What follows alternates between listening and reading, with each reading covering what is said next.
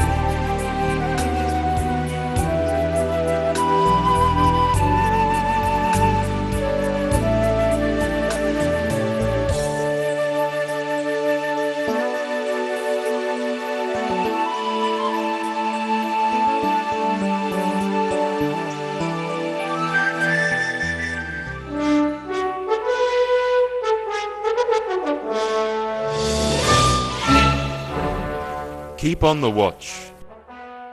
That was the theme of the International Conventions of Jehovah's Witnesses held in 2009.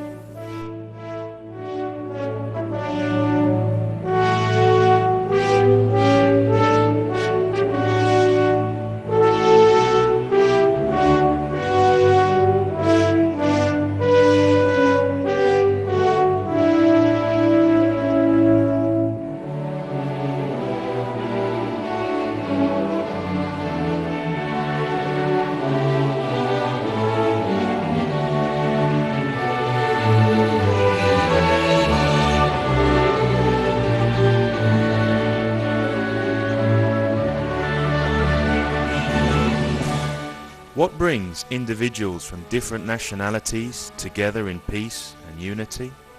To be instructed with divine wisdom.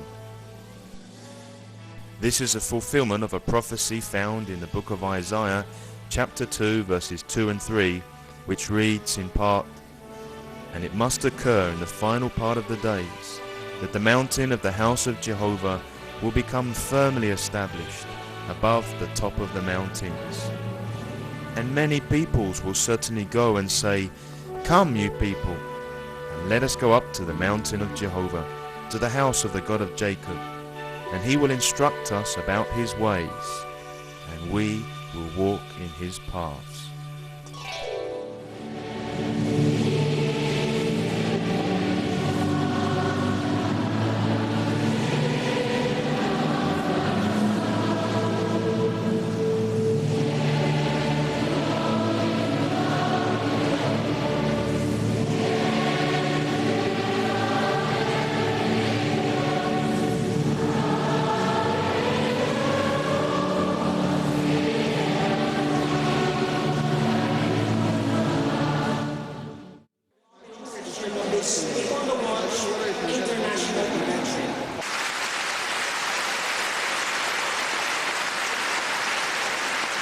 Ci sono rappresentanti di Albania, Australia, Belgio, Benin, Bulgaria, Congo Kinshasa, Costa Rica, Croazia, Germania, Giappone, Grecia, Honduras, Kenya, Inghilterra, Israele, Lussemburgo, Messico, Malawi, Perù, Repubblica Dominicana, Romania, Serbia, Sierra Leone, Slovenia, Stati Uniti, Svizzera e Thailandia.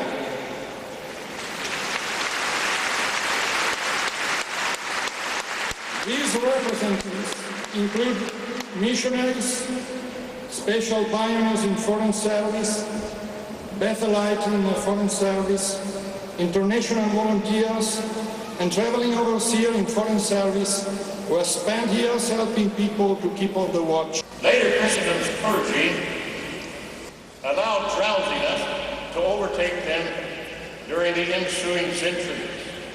Note Peter's words in 2 Peter chapter 3, verses 3 through 4. For you know this first, that in the last days there will come ridiculers with their ridicule, proceeding according to their own desire, and saying, where is this promised presence of his? Why, from the day our forefathers fell asleep in death, all things are continuing exactly as from creation's beginning.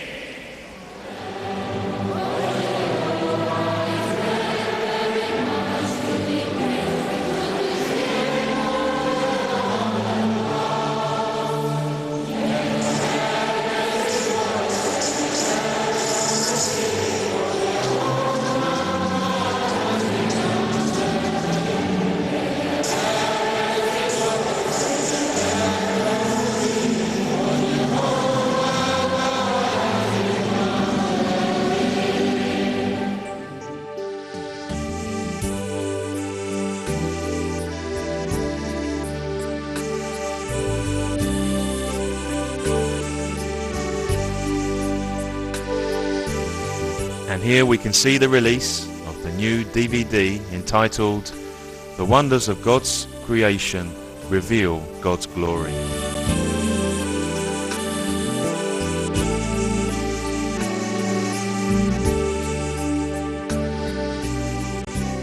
Paul knew that both the incredible wealth of the city and its blatant immorality could pose a dangerous threat to his brothers. This afternoon, we're going to consider just one aspect of Paul's counsel to the Ephesians as recorded in the 5th chapter of his letter. We invite you to follow along as we read Ephesians chapter 5, verses 15 and 16. So keep strict watch that how you walk is not as unwise, but as wise persons, buying out the opportune time for yourselves, because the days are wicked. The days are wicked. However, Paul also had something else in mind. As we pick up the reading of Ephesians chapter 5, from the last phrase in verse 18 through the end of verse 19, you will see what we mean. Paul writes, Paulo escribe, keep getting filled with Spirit, speaking to yourselves with psalms and praises to God and spiritual songs, singing and accompanying yourselves with music in your hearts to Jehovah. Note the expression, speaking to yourselves. Paul was likely encouraging his brothers to speak to one another with psalms and praises. However, according to the Greek text, Paul could have been referring to the way in which we use our time when we are alone. Remember, whether you are a learner or an expert, singing should be part of your worship. Here is a beautiful taste of one of the new songs from our society, from the new songbook that will be used in 2010.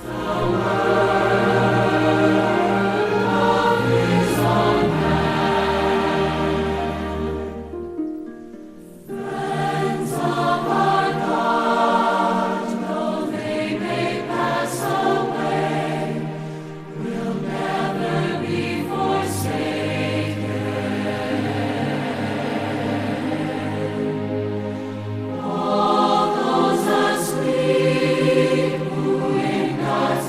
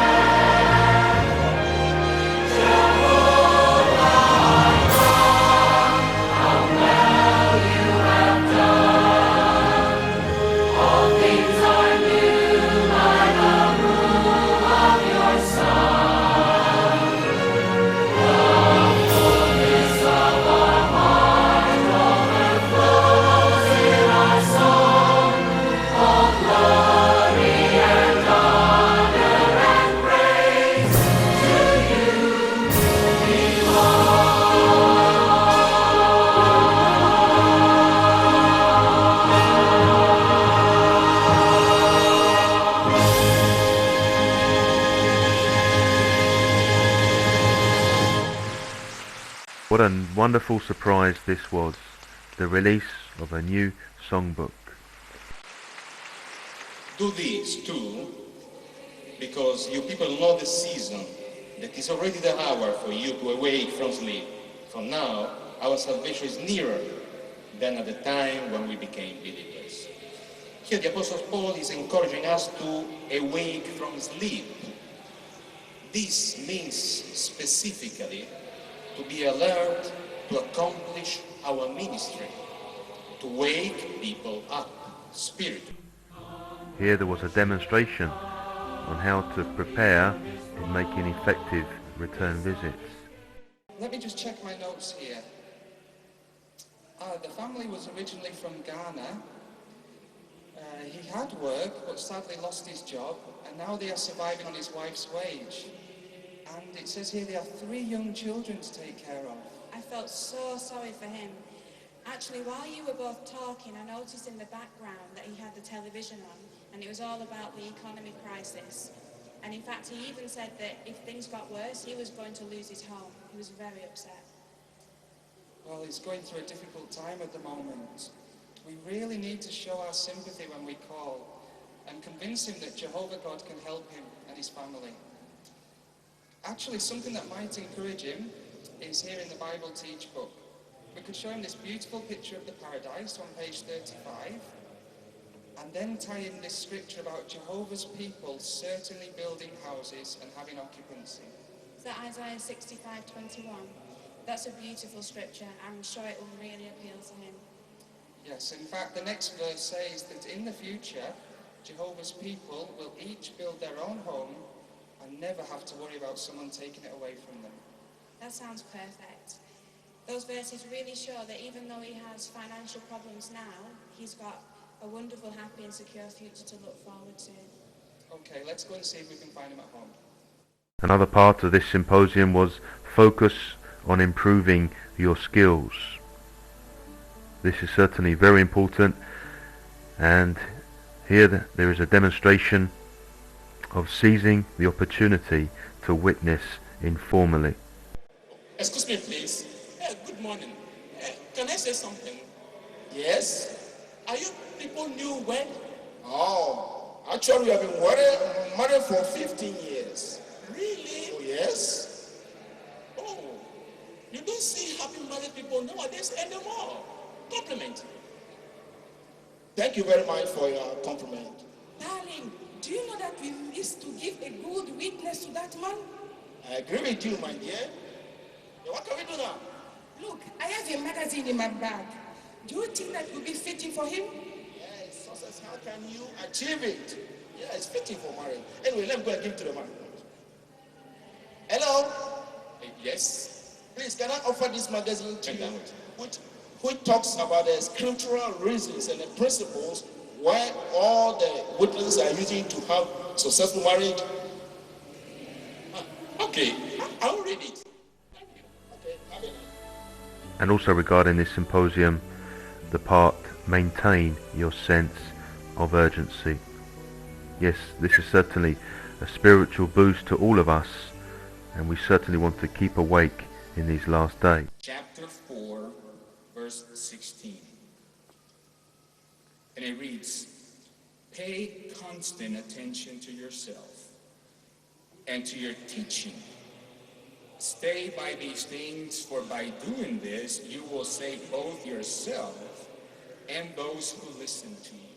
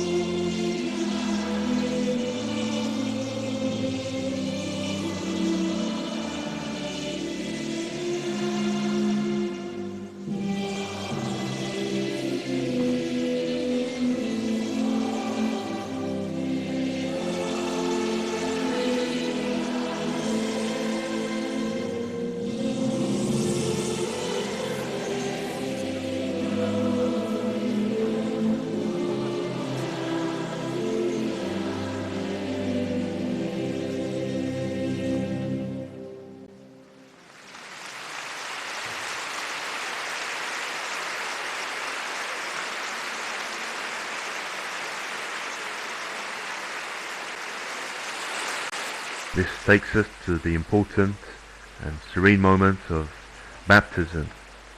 And here are the baptismal candidates ready to take this important step. What a joy it is for them, and what a joy it is for us to see them taking their stand on Jehovah's side.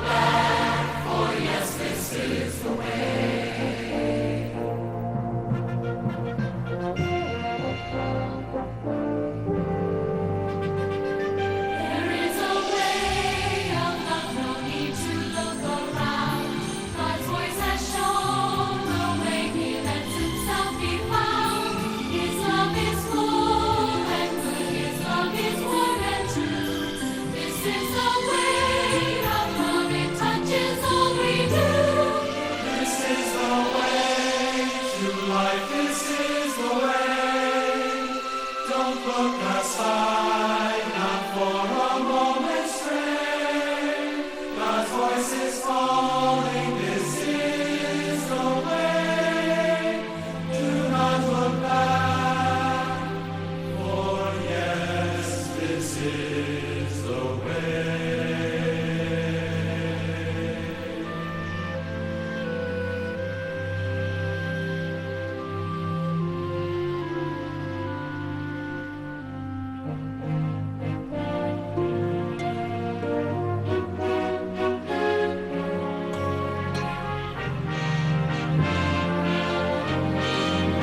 There is a way, a way for me to look behind.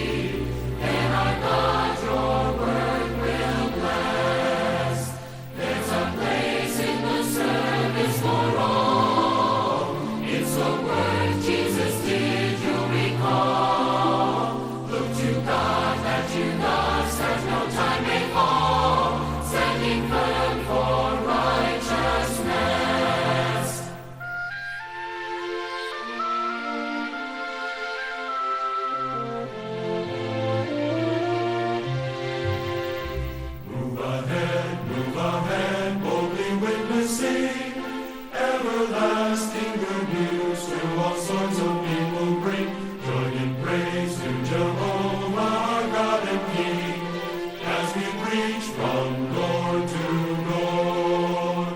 Wicked foes try to cause us to fear. Don't shrink back, but let everyone hear. Joyful news that the kingdom of God is here. Teach the truth yet more and more. Another symposium was entitled Stay Awake as Christian Families. This is very important, and we saw one part regarding husbands to take a zealous lead. This included demonstrations and interviews, and how important it is for family heads to take a lead in the ministry. Family members are like sheep entrusted to your care. However, for a husband to succeed, for a family to succeed as a strong spiritual unit, each member must respect the headship principle. Well, I'm going to interview three women, three sisters behind a spiritual man who takes a zealous lead. The wife and two daughters of Brother Dixon Laye, a husband, a father, and an elder in the Vignola English congregation. So, Sister Laye, I've heard many good things about your family. So, what is it? What has contributed to your homes being a place of peace and rest? But what have really contributed to the peace in our home is our family worship. During this family worship, everybody is free to express herself. So this has helped to keep the communication line open. So whenever there is a problem, everybody is free to express herself in a respectful way. So we normally come to know our problems in time and we try to solve them as early as possible. And I can say that this has really contributed to the peace in our home. Well, Sister Rachel, one of the daughters. What has contributed also is that we have always tried to apply the scripture of Ephesians 4 verse 26 by not letting the sun set upon us in a provoked state. And this has helped to maintain peace in our home. We have also benefited much from applying Bible counsel. In fact, whenever there is a problem or disagreement in the family, my father reasons with us from the Bible. He shows us Bible principles, and he helps us to understand the importance of putting into practice scriptural counsel. And this has brought peace into our family. And now, Sister Laye, how has your husband's lead helped you to grow spiritually? Well, I can say that my husband's lead have helped me to grow, to have strong relationship with Jehovah God. And at the same time, it has also helped me to take the lead in showing love for the members of the family. And since my husband naturally is a kind person, this has also helped me to show kind to people, especially when I'm in the fourth ministry. How has your father's lead helped you to grow spiritually? Well, my father has always been patient with us, and every time we go to him with our problems, he's always ready to listen and help us. This has helped me to be patient with my brothers and sisters in the congregation and also outside the congregation. From my father, I've learned how to set spiritual goals and work hard to achieve them. He has always been a humble servant of Jehovah in the congregation, and he has taken his spiritual assignments very seriously. I've imitated this, and taking my spiritual assignments seriously and fulfilling them has helped me to keep spiritually awake. Sisters Laye, thank you very much for your comments. Another part in this symposium focused on the young ones. Young ones, keep your eyes on the prize. We certainly appreciate our youths, our dear young ones in the congregation, and certainly we want them to stay awake and keep their loyalty to Jehovah.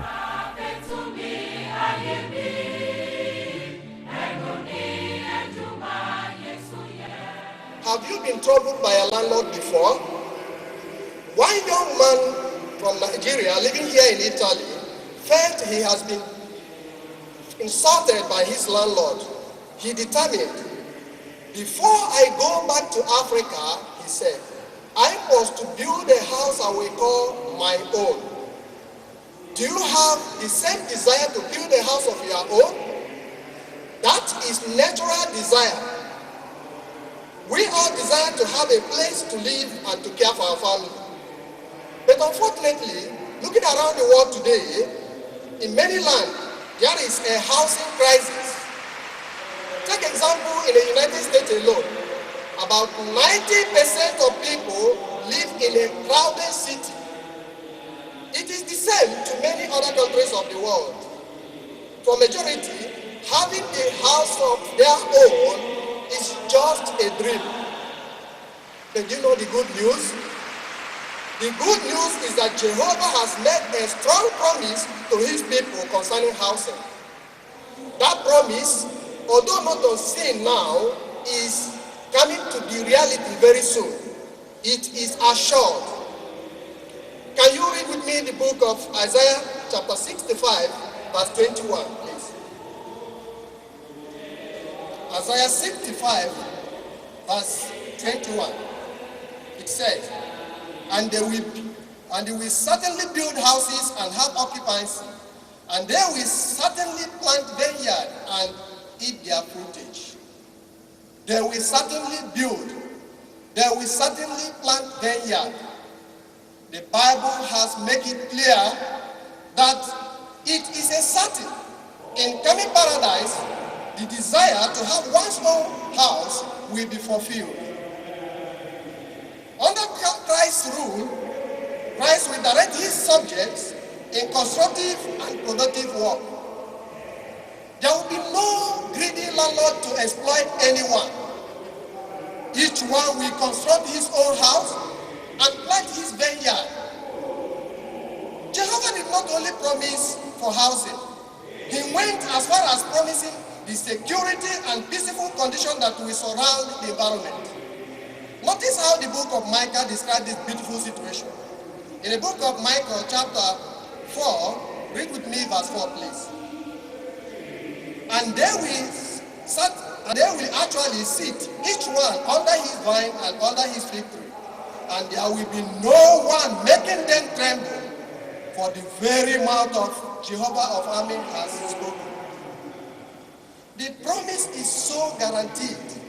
When you read a scripture like this, it sounds beautiful, encouraging, that people will dwell in peace and security, having their own houses and planting their own vineyard.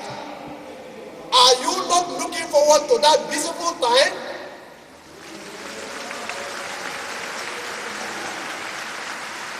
The promise is so assured that if you look at that scripture we read, at the last sentence it says, the very mouth of the Jehovah of armies has spoken. It is assured. The question is, brothers, how can we prove that we merit that promise? Getting the blessing depends on our doing God's will now. And what is God's will? In the 1 Peter chapter 2 verse 11, Apostle Peter admonished Christians to consider themselves foreigners and temporary residents in this wicked system of things. It means that, like that young man who has determined to, by all means, to build a house, we Christians, we have to urge ourselves to be careful not to be involve ourselves to what is beyond our means. We want to do that because we don't want to be distracted from putting the kingdom interest first in our life. We must make effort to keep our eyes simple, live a balanced life, modesty, and simple life free of undue anxieties. And that will help us to keep on the watch. Do not be tempted to pursue higher education so as to lead a materialistic way of life and pursue pleasure. We must focus on the sure hope which is unseen now. Apply ourselves with urgency the work of preaching of the good news of God's kingdom. Happily, many of our brothers today are showing a good example in this aspect. For this reason, I invite you please to pay attention while I interview our dear brother, Brother Massimiliano de Campo, an elder and who is serving as a special pioneer in the Ferrara English congregation. Brother Massimiliano de Campo, I want to ask you, what helped you to keep your eyes simple in order to experience joy in your true ministry? I would mention three main factors. First of all, my wife and I are constantly focused on the time we're living in. And as a consequence about the importance of the preaching word. Thus we reason that trying to accumulate many material things would rob us of time for God's service, would rob us of the joy we're having in the ministry and from serving Jehovah wholeheartedly. The second aspect is to spend time with brothers and sisters that have got the same frame of mind of ours. Staying with them encourages us, strengthens our determination that this is the wisest way to use our time now. And the third aspect, we have developed a certain attitude, postponing attitude. What do you mean about that, please? Well, it's quite normal to have the desire of, for instance, having a house or owning a house. We do have that desire, but what we have done in that desire is we've not given up, just to postpone it in the near future, in the new world. But of course, we are still thinking about how our house will be like. In fact, the plans of our house is quite vivid in our minds. Please, can you give us some little details about that house? Of course. To be honest, the color is yet to be decided, but if Jehovah wants, we would like to have a house surrounded by trees, made of wood, and the living room. The living room, we have a wall made of glass with an entrance, taking you to a terrace from which you will see either the sea or the lake. And another little details is about that we will have a long table with many chairs, because it is our desire to invite many brothers and sisters in order to enjoy our wonderful brotherhood. I'm sure it will be a beautiful house. Don't worry, you're going to see with your own eyes, since you and your family will be among our guests. Thank you, dear brother, and I'm looking forward to that.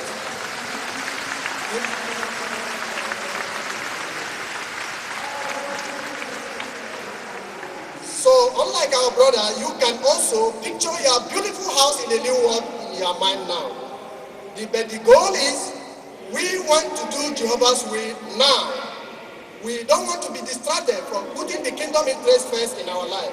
We want to spend time, especially with those who have the same goal. And this will enable us to reach our goal of keep on worship and waiting for Jehovah's time. Doing so, we will continue seeing things that is unseen today, but will be reality very soon. Now, if you do all this, what will be the result? Imagine yourself and picture yourself in that your beautiful new house in a new world. Now surrounded with a beautiful garden you have made by yourself.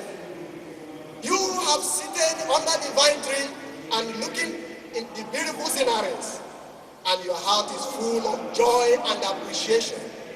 You open your hand and look towards the sun and praise to Jehovah. Thank you, Jehovah. There is no place like home. Home, sweet home.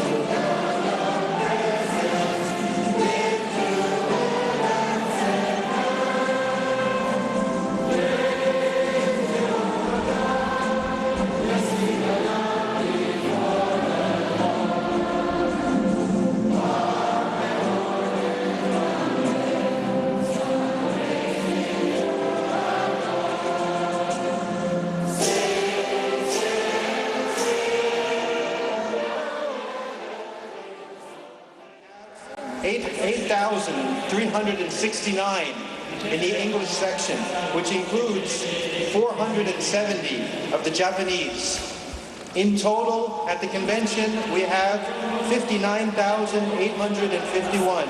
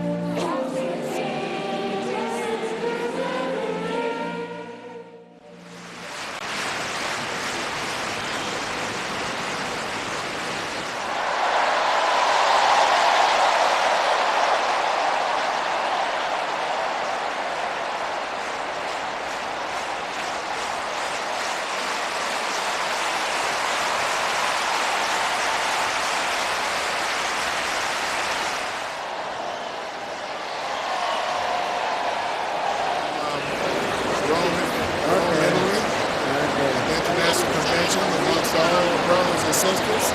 Having such a good spiritual time. Ciao. From California. See you in paradise, brother.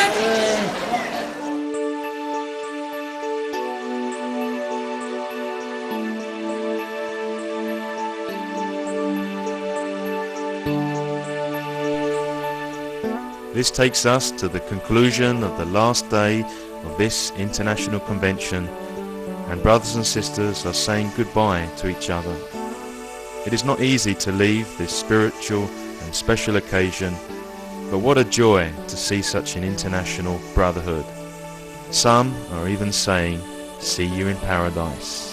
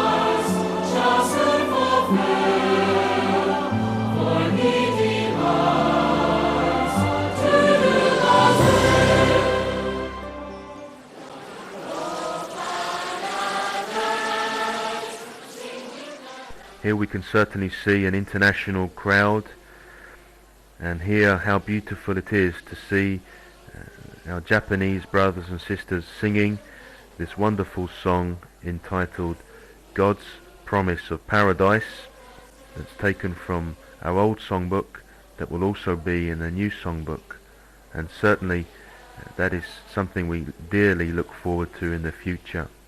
In fact, as that song concludes, a paradise the earth will be, with eyes of faith this we can see. This promise Christ shall soon fulfill, for he delights to do God's will.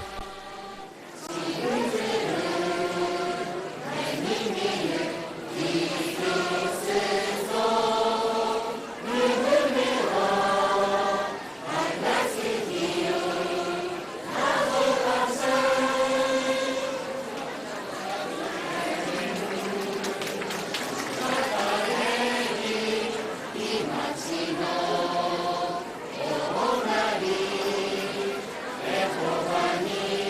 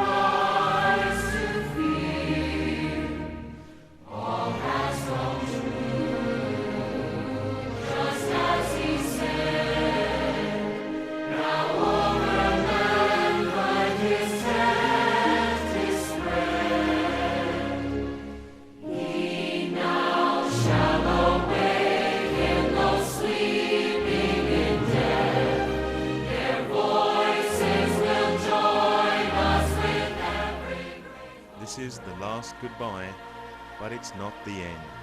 Let all of us be determined to keep on the watch so that we can all reunite again in Jehovah's new paradise earth. We hope you enjoyed watching this DVD presentation.